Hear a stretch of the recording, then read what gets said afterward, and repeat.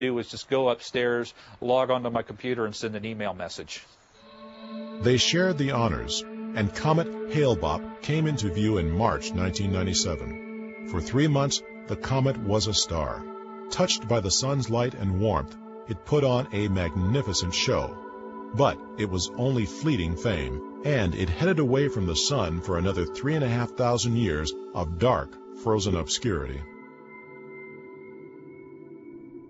The sun that makes a comet's life so spectacular can also bring about its death.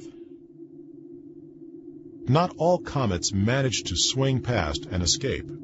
The sun's tremendous gravity draws them in, and they plunge to dissolution. Jupiter, too, with its massive pull, also draws them in. As comets come in from the outer Oort cloud, most of the hits are taken by Jupiter. Because it's such a large body and a massive body, it attracts comets to it. We saw this in July of 1994 when comet Shoemaker-Levy 9 smacked into Jupiter. Like a moth to a flame, the comet was pulled into the planet. Pieces of a flying ice mountain 6 miles wide. It was as if nature had called us up on the phone and said, "Okay, guys, I am going to drop 21 comets, one every 6 hours, onto Jupiter. Big ones, little ones, ones that are made of little particles loosely held together, others that are made of more solid material, all at once, over a week. And all I want you to do is watch."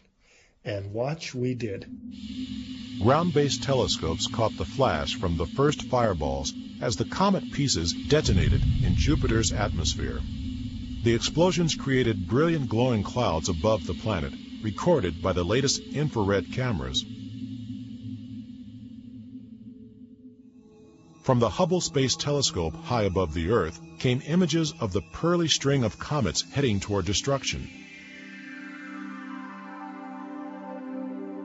As Jupiter turned, the targets became visible to an astonished world. Disturbances the size of planet Earth bruised this gas giant. Nature winked at us and gave us far more than we ever imagined. Now that we've seen this destruction, perhaps the ancient fear of comets isn't so ridiculous. A comet would come back, a king would soon die, a war would soon start, a plague would develop. And this was prevalent in cultures that really didn't interact with each other. They were thought to be signs from an angry god.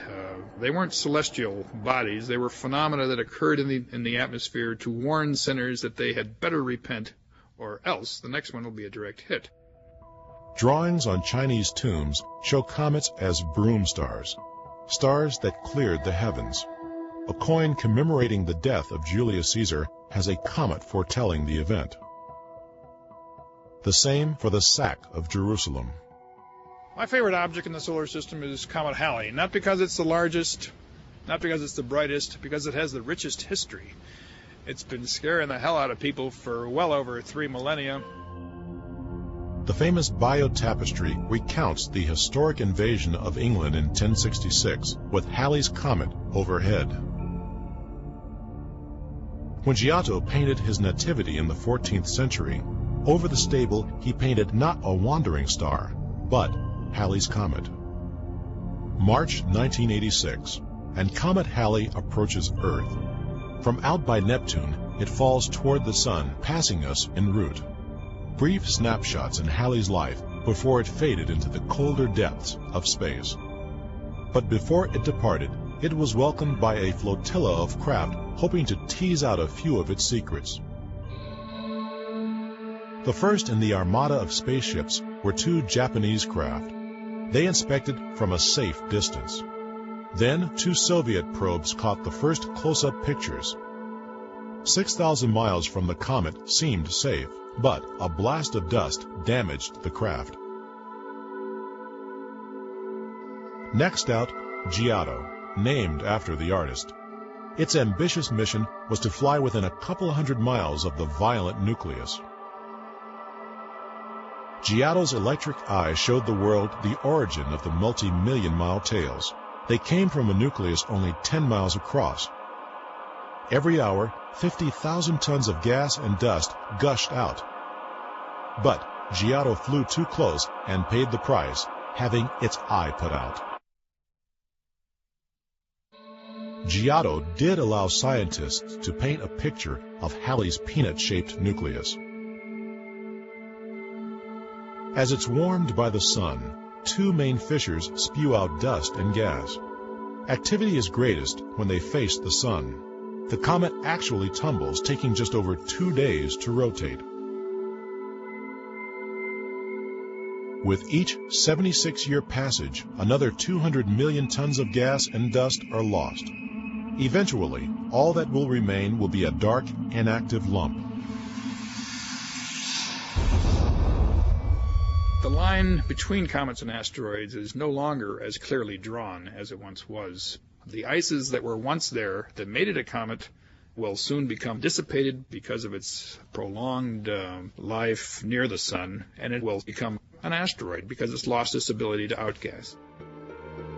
There are still enough active comets that pass us by, and the Rosetta craft built jointly by the European Space Agency and NASA will arrive at Comet Virtanen in the year 2011. Virtanen is a short-period comet, coming around every 5.5 years. An orbiter will build up an overall picture of the nucleus and of the comet's activity, while a lander will touch down and drive in a spike. This spike will look for organic compounds.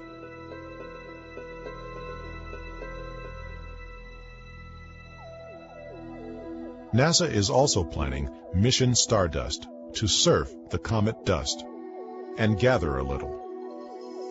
Aerogel, like flypaper, captures the dust. It's sent in a pod back down to Earth.